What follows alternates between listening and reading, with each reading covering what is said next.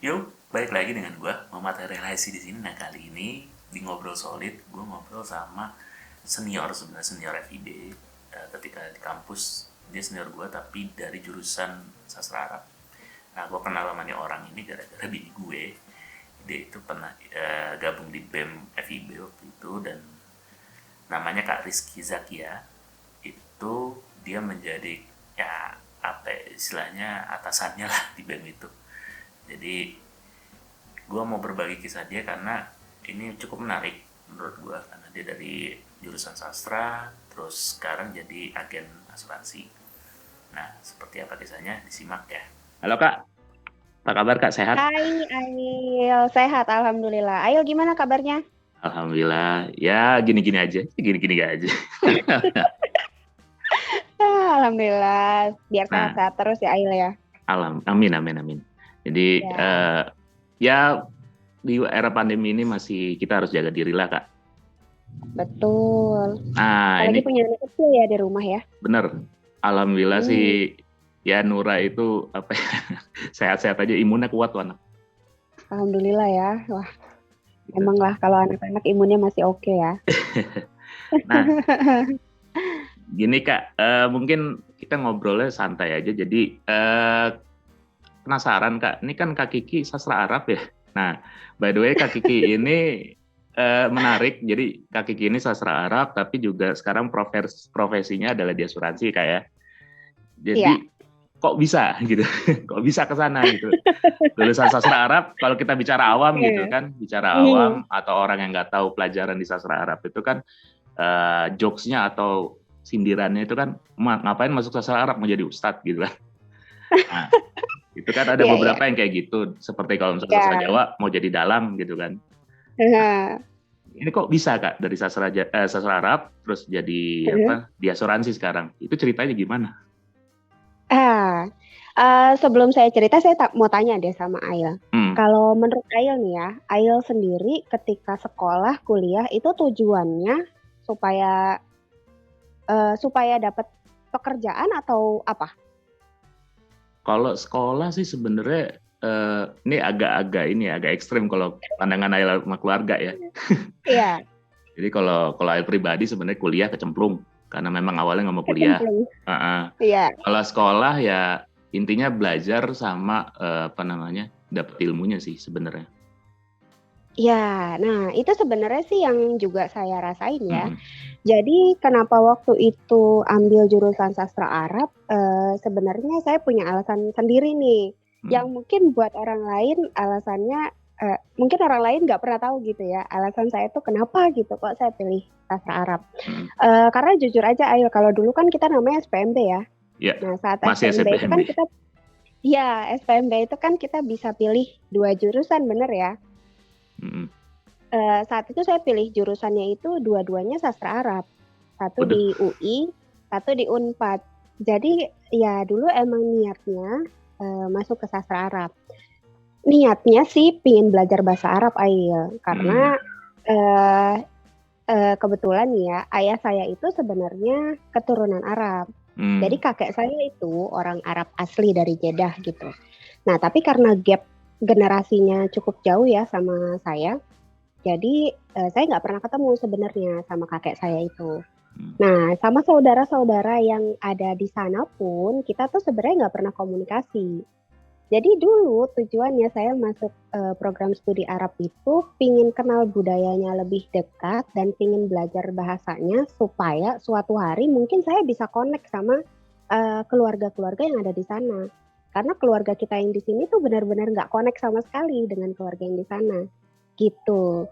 Tapi ya seiring berjalannya waktu, eh, balik lagi ya, karena tujuan saya kuliah itu bukan untuk mencari pekerjaan, tapi memang saya saat itu tanda kutip butuh ilmunya gitu. Jadi ketika untuk urusan pekerjaan ya memang saya nggak berdasarkan background dari apa yang saya pelajarin sih. Dan mungkin kan kalau Ail juga tahu ya, teman-teman kita tuh yang di sastra Arab banyak juga yang masuknya itu di perbankan, misalnya di Ya. perbankan syariah dan lain-lain gitu. Sebenarnya sih program studi Arab itu potensinya luas sekali ya, bisa kemana aja gitu. Nah, tapi saya sendiri kenapa akhirnya nyemplung di asuransi? Ini sebenarnya perjalanannya agak cukup panjang sih. Tapi pada intinya saya itu dari dulu memang pinginnya itu nggak mau kerja sama orang gitu. Saya tuh pinginnya kerja sendiri, entah itu buka usaha sendiri dan lain-lain. Jadi memang dari SMP saya sudah cari duit, udah jualan waktu itu.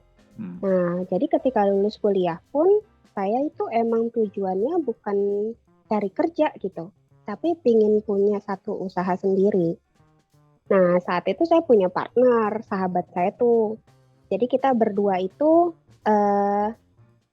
rencananya sih pingin punya bisnis ya di bidang pendidikan gitu saat itu ya. Pingin punya daycare lah, pingin punya bimbel dan lain sebagainya. Tapi Ail tahu sendiri ya, kalau kita membuka usaha butuh apa, Ail? Ya, Butuh modal modal pasti. ya. Iya, dan ya harus idealis, ya mau idealis tapi harus rasional juga. Jadi ya kita juga kerja dulu saat itu untuk kumpulin modalnya ceritanya. Saya sempat ikut program pendidikan ini juga, Ail. Program pendidikan yang ada di Lebak Bulus tuh ya kampusnya. Jadi itu tuh persiapan untuk menjadi manajer bank gitulah. Nah, saya tuh sempat ikut program itu juga. Tapi sebelum penempatan, saya dan sahabat saya tuh ya barengan. Sebelum penempatan itu, sebelum ditempatkan di bank mana gitu ya, saya ambil pekerjaan yang lain. Waktu itu saya di bimbel, gitu di bimbingan belajar. Teman saya tetap lanjut. Tapi saya lihat nih dari teman saya ini, oh ternyata syaratnya itu agak sulit untuk dipenuhi. Contoh kayak ya ada kontrak selama 5 tahun harus mau dipindah ke berbagai daerah, terus selama 5 tahun tidak boleh nikah. Nah itu kontrak yang saya sendiri saya nggak tahu bisa penuhin atau enggak. Nah ketika saya sudah di bimbel, saya baru dapat panggilan itu gitu dari salah satu bank syariah juga. Tapi akhirnya saya benar-benar nggak ambil. Saya beneran jalanin tugas saya saat itu ya di bimbel selama 3 tahun, itu 2010 sampai 2013 kalau nggak salah. Nah 2013 itu saya resign karena saya hamil anak pertama gitu. Saat itu saya 2013 awal itu saya nikah, terus di bulan saya tuh nikah nggak lama langsung hamil. Jadi di bulan September itu saya putuskan untuk resign karena prediksinya kelahirannya di bulan November. Nah, karena saya tuh memang basicnya suka usaha, jadi ya waktu itu dapat uang itu ya memang dari usaha aja, jualan, macam-macam lah yang saya lakukan tuh. Nah, suami saya kerja, tapi karena saya udah resign, berarti kan dari yang tadinya double income-nya jadi single ya. Nah, sedangkan nih anaknya bakalan ada 3 nih. Bakalan ada 1 gitu kan. Bakalan ada 1 anggota keluarga baru, kita jadi bertiga. Berarti kan biaya hidupnya juga bertambah. Yeah. Nah, waktu itu sih kebetulan banget kita ditawarin asuransi tadinya gitu. Jadi manajernya suami saya di kantor yang sudah resign itu minta kita ketemu. Terus beliau itu share tentang asuransi. Nah, saat itu tuh pertama kali saya dengar konsep asuransi. Sebelumnya saya nggak pernah sama sekali dengar konsep asuransi gitu. Dan waktu itu yang ada di pikiran saya cuma, wah ini bagus banget. Ini kita butuh banget, apalagi saya lagi hamil, mau punya anak, dan pencari nafkahnya cuma suami saya doang gitu ya. Ini butuh banget, akhirnya kita ambil gitu. Jadi sebenarnya bermula dari jadi nasabah Ail gitu. Cuma kebetulan kan yang jadi nasabah pertama suami saya ya. Nah, terus suami saya ini akhirnya pernah klaim waktu itu rawat inap. Sebenarnya sih dari kantor suami saat itu sudah di cover ya, tapi ternyata kita kena excess claim. Jadi ada sekian nominal yang harus kita bayar sendiri. Dan itu saya merasa terbantu karena ada asuransi. Karena ya dulu itu excessnya itu dipotong gaji Ail. Jadi dicicil sekian bulan gitu. Nah, alhamdulillahnya saat itu tuh terbantu karena kita ada asuransi tambahan yang pribadi. Nah, itu terbantu dari situ.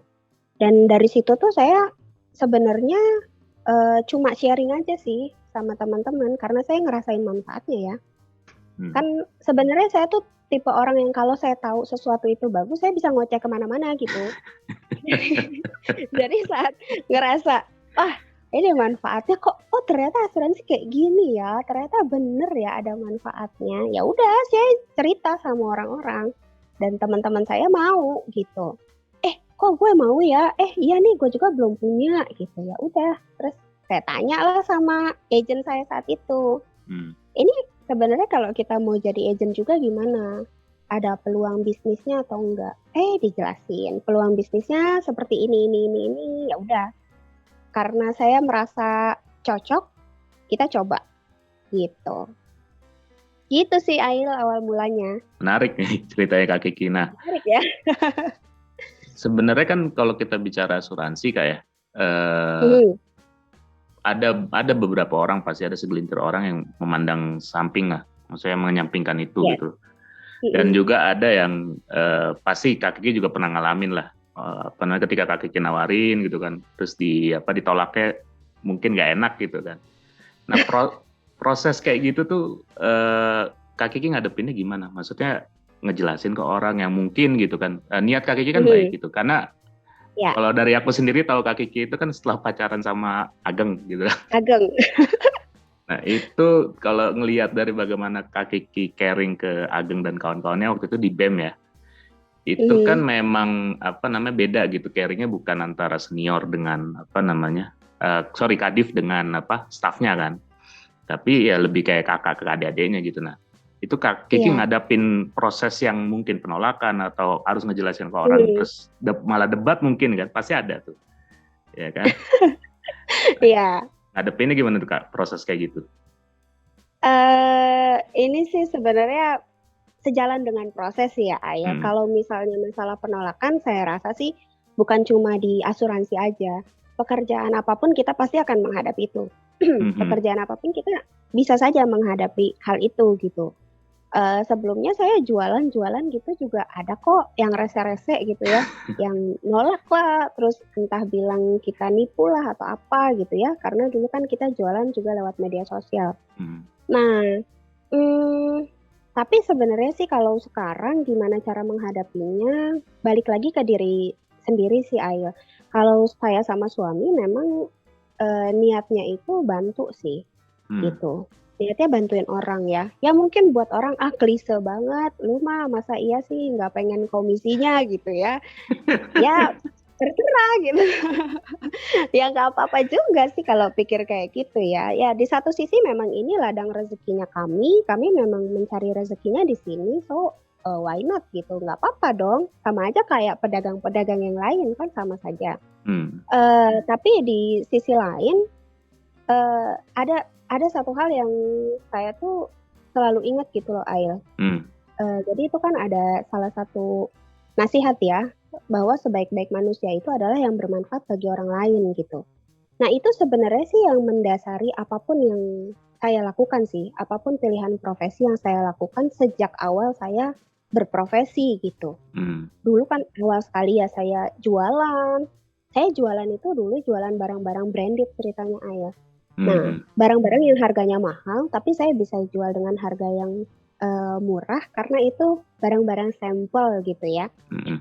Itu saya bikin happy teman-teman saya karena teman-teman saya bisa pakai barang branded tapi harganya murah gitu ya, dan itu original gitu. Dan saya happy jalaninnya. Walaupun saya bisa untung besar juga dan saya happy gitu karena saya bisa bikin orang happy. Sebenarnya tujuan saya cuma itu aja sih. Nah, ketika saya ingat, oh iya saya ini sebagai profesi saya sebagai konsultan asuransi, saya cuma ingin bantu supaya setiap keluarga itu tidak ada yang kesulitan secara finansial ketika ada risiko kehidupan.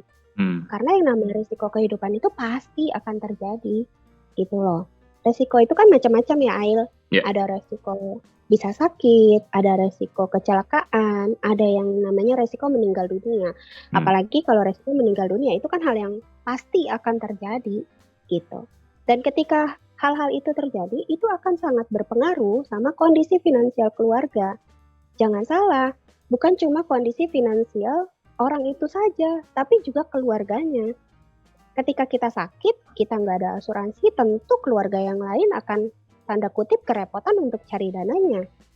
Ketika kita ada resiko tutup usia, tentu anak-anak kita akan kerepotan karena kehilangan pencari nafkah utamanya. Yang biasanya ada yang nafkahin, terus sekarang nggak ada gimana? Nah, sebenarnya tujuan saya itu cuma untuk bantu aja sih. Jadi kalau ditanya, ditolak pernah nggak? Wah, pernah banget, sering. Tapi ya nggak apa-apa gitu ya. Toh, kita cuma pikir kalau mereka mau ambil, manfaatnya buat mereka. Tapi kalau mereka nggak mau ambil, toh saya juga nggak rugi apa-apa gitu. Gitu sih, Ail. Berarti ikhlas-ikhlas aja Kak ya? Iya. Ya, jadi ya santai aja gitu. Nah, sekarang kan lagi pandemi nih Kak.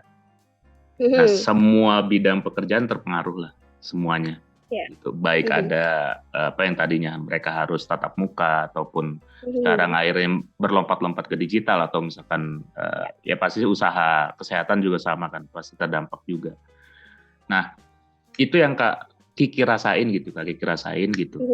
Sebelum sama ketika sekarang pandemi itu, ketika Kak Kiki menjalani profesinya sebagai agen asuransi ini, perbedaannya apa dan suka dukanya apakah sama atau ada hal baru yang Kak Kiki rasain?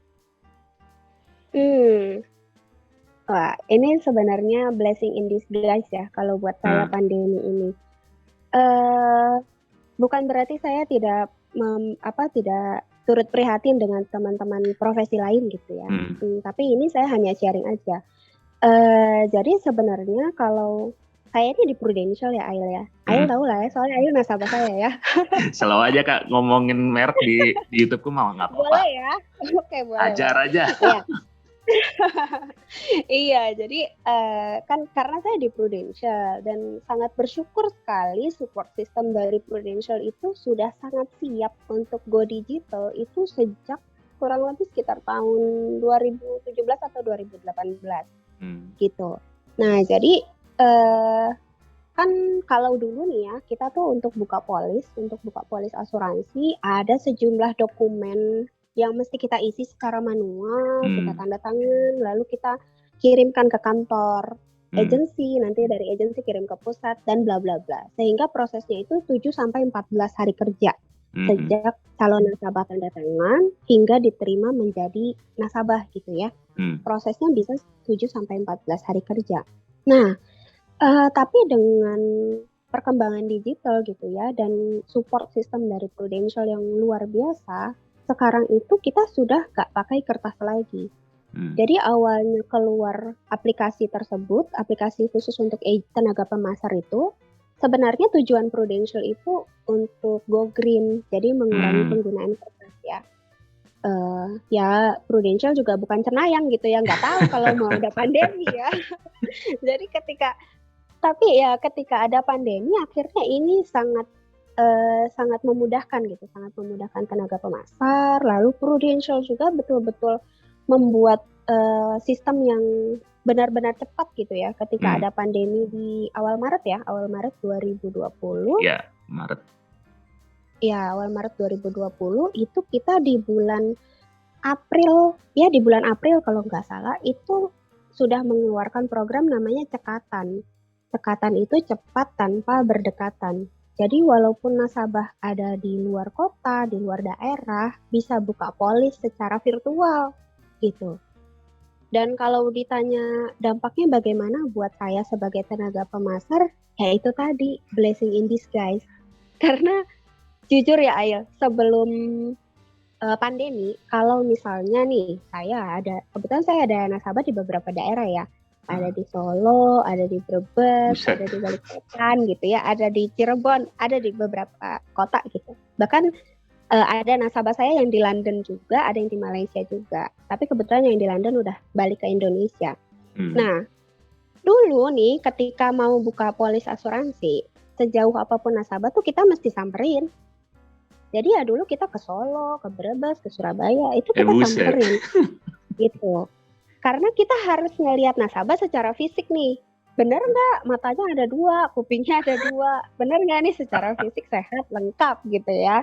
Dan kondisi finansialnya seperti apa. kita yang menjadi garda terdepan nih dari perusahaan untuk melihat apakah benar-benar orang ini capable atau enggak untuk menjadi nasabah. Seperti itu. Dan itu modal sendiri, jangan kita ya, bukan kita diongkosin sama Prudential, enggak. Karena balik lagi sebenarnya profesi agen asuransi itu bukan sebagai karyawan perusahaan asuransi gitu. Kalau di Prudential itu kita sistemnya agency, jadi bermitra dengan Prudential. Sistemnya sebenarnya sistem bisnis. Nah, makanya segala pengeluaran operasional ya itu kita keluarkan sendiri. Gitu. Jadi kebayang ya Ail ketika sekarang udah pandemi nih, terus ada program yang namanya cekatan itu, wah saya happy banget. Happy-nya ya karena saya cuma di rumah aja, hanya lewat hanya pakai gadget gitu, tapi saya bisa menjangkau banyak nasabah di mana-mana. Gitu. Dari segi operasional sangat-sangat menurun sekali. Gitu. Berarti ini ya bisa dikatakan Prudential itu apa istilahnya visioner lah ya, visioner dalam hal teknologi. Walaupun tujuannya awalnya untuk go green gitu ya. Iya. Tapi kalau kita balik lagi nih Kak, balik lagi ke apa namanya sifat dasar Kak Kiki ya, yang aku tahu gitu, caring ke orang gitu. Ini agak ngeri nih saya dibaca sama Ayo. Kok agak ngeri? Enggak lah. Soalnya kan ya sering dengar dari kawan-kawan juga kan, sama dari Ageng, dari kawan-kawan yang Kak Kiki caringnya kan kayak gimana, dan profesi sebagai agen asuransi ini apa namanya nyambung nggak Kak sama sisi itu? Maksudnya kalau aku perhatiin sih Kak Kiki menikmati karena itu. Gitu loh. Jadi caring ke orangnya. Ya betul. Memang itu ya, saya menikmati itu. Sebenarnya saya tuh tipe orang yang intim ya. Jadi itu saya senang deket sama orang lain. Saya senang ketika bisa membantu orang lain itu loh. Cuma kan saya nggak punya apa-apa ya, Ayo ya. Saya mau bantu orang itu kayak apa gitu. Jadi ya makanya kenapa saya cocok dengan profesi ini. Jadi gini, dulu itu awalnya saya sempat berpikir yang namanya asuransi itu haram. Gitu. Ya dulu ya waktu masih polos banget lah gitu ya. Maksudnya bukan polos sih, tapi masih sangat terbatas gitu ya. Ilmu saya masih sangat terbatas. Saya nggak tahu ada yang namanya asuransi syariah, terus saya nggak tahu kalau syariah dengan konvensional itu berbeda gitu. Jadi saya pikir semua sama aja dan itu haram gitu. Nah, tapi ketika saya pertama kali dapat penjelasan tentang bisnis asuransi ini, kebetulan nih saya tuh berjodoh dengan leader saya yang memang beliau itu fokus sama asuransi syariah. Jadi di awal itu beliau itu bilang sama saya seperti ini, saya tuh pingin mengembangkan bisnis ekonomi syariah di Indonesia supaya nggak ada lagi nih muslim-muslim kita yang keluarganya kesulitan ketika ayahnya nggak ada gitu kan ya, dan lain-lain. Karena kan yang kita sering lihat ya Ail ya, banyak sih orang Islam yang kaya raya gitu, tapi banyak juga nih yang masih prasejahtera gitu ya. Nah, ketika mendengar visi itu, saya tuh ngerasa, wah kok ini gue banget ya gitu. Ini yang aku inginkan gitu, ini yang saya cari gitu.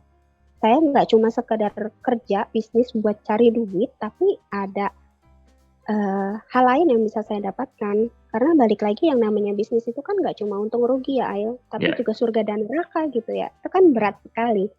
Akhirnya ya udah gitu. Dan ya itu tadi sih. Benar kata Ayah sih, kalau misalnya saya dinilai caring gitu ya alhamdulillah gitu ya. Ya mudah-mudahan memang betul saya seperti itu orangnya gitu ya. Makanya ya saya cukup enjoy di sini sih ya karena itu. Gitu. Saya senang bantu orang lain itu sih. Nah, gitu.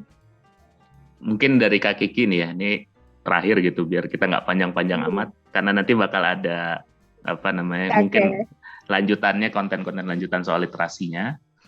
Boleh. Nah, Kak Kiki nih mungkin bisa ngasih satu istilahnya motivasi atau misalkan penjelasan lah buat kawan-kawan mungkin ya yang saat ini masih kuliah gitu, mereka lagi bingung masa depannya, terus ini kan agen asuransi juga salah satu profesi gitu. Iya. Gitu. Nah, mungkin Kak Kiki bisa sharing itu sebagai penutup lah. Oke. Apa ya nasihatnya? Mungkin bukan nasihat kali ya. Ini saya berbagi pengalaman aja ya. Jadi kalau menurut saya teman-teman yang masih kuliah itu ya fokuslah dengan apa yang bisa kalian dapatkan saat ini di kampus. Yang perlu diingat sebenarnya yang namanya kita kuliah itu nggak cuma sekedar ilmu di kursinya sih yang kita dapatkan ya. Bukan cuma ilmu di kelas aja gitu. Tapi juga network gitu ya. Terusnya pengalaman-pengalaman di luar pelajaran itu juga sangat bermanfaat sekali gitu. Kalau ada kesempatan, ada waktunya untuk berorganisasi deh. Karena di situ memang kita betul-betul dilatih ya, bagaimana caranya berhadapan dengan orang lain gitu ya, dan bagaimana caranya kita bisa bermasyarakat gitu. Nah, bukan berarti yang cuma kuliah pulang itu nggak baik, nggak juga sih. Semua sudah ada pilihannya masing-masing, tapi berorganisasi itu menurut saya itu memperluas wawasan kita gitu. Nah, dan nggak perlu pusingin soal pekerjaan sih menurut saya ya. Jadi ya sekarang itu cari rezeki itu mudah banget, nggak cuma dengan menjadi karyawan. Bahkan ya dengan pandemi ini kita bisa melihat ya banyak profesi-profesi baru, ada konten kreator lah kayak Ail begini gitu ya, yang sekarang jadi konten kreator gitu ya. Itu juga kan sebuah profesi yang insya Allah juga akan menjanjikan gitu ya kalau dijalankan dengan serius gitu. Dan ya ikutin kata hati sih, senangnya di mana bisa lakukan itu. Tapi ya walaupun ya Ail, saya juga sering denger nih katanya gini, kalau kita ngikutin passion belum tentu itu seimbang dengan income yang kita butuhkan gitu ya. Jadi banyak yang terjebak nih harus kerja karena memenuhi kebutuhan dan akhirnya passionnya terabaikan. Ya sebenarnya balik lagi ya, kalau misalnya pekerjaannya itu memang meaningful gitu, memang itu berarti ya kenapa enggak untuk dikerjakan. Toh kalau misalnya teman-teman sudah punya income yang baik, ya bisa melakukan passion apapun kok yang kalian inginkan gitu. Dan jangan salah Ayo, boleh ditanya sama agen-agen asuransi yang lain ya, adakah yang pernah bercita-cita ingin jadi agen asuransi? Pasti jawabannya nggak ada gitu ya. Pasti jawabannya nggak ada karena kita minim sekali literasi profesi seperti ini gitu. Tapi kalau Ail tanyanya sekarang sama anak-anak terutama yang orang tuanya kerja di bidang insurance, lalu sudah sukses, hidupnya nyaman gitu ya. Banyak dari mereka yang ingin jadi agen asuransi meneruskan bisnis orang tuanya. Tapi kalau seangkatan kita saya rasa sih nggak ada. Yang bilang cita-citanya pengen jadi agen asuransi tuh nggak ada Ail. Iya. Kita nggak pernah tahu jalan hidup kayak. Betul. Tapi selama menikmati sih, ya itu ya, banyak hal yang saya sendiri dapatkan sih dari profesi di sini. Jadi ya jangan underestimate dengan pekerjaan atau peluang rezeki apapun sih. Jangan menganggap remeh. Kadang kita suka ngelihat sebuah profesi itu kok kayaknya nggak keren ya gitu, kok kayaknya kok gitu ya, suka ngejar-ngejar orang gitu misalnya ya. Tapi ternyata di dalamnya itu tidak seperti yang kita lihat ya. Jadi harus open minded sih gitu, dan terbuka dengan peluang apapun yang ada gitu sih Ayo. Oke Kak, ini luar biasa sih ngobrol sama Kak Kiki. Cuma nanti mungkin akan banyak yang kita gali pas rencana konten serial asuransinya jadi gitu. Boleh. Nah, jadi makasih Kak Kiki udah mau jadi bintang tamu di Ngobrol Solid. Bintang tamu, oke. Ini tantangan banget untuk ngelanjutin konten ini karena susah lagi pandemi. Jadi benar. Ya ngakalinnya pakai Zoom sekarang. Ya. Jadi sehat-sehat terus Kak ya. Nanti kita mungkin ada kolaborasi lain sama Kak Kiki. Ya, makasih Kak ya. Makasih Ail ya. Sama-sama Kak. Nah, itu dia sharingnya dengan Kak Kiki, panggilannya. Semoga sharing dengan Kak Kiki itu bermanfaat buat lu semua yang nonton dan memberikan inspirasi tersendiri atau memberikan satu pandangan baru tentang dunia perasuransian, khususnya buat profesi agen asuransi. Dan selalu nantikan konten-kontenku selanjutnya. Sampai jumpa di kontenku selanjutnya. Ciao.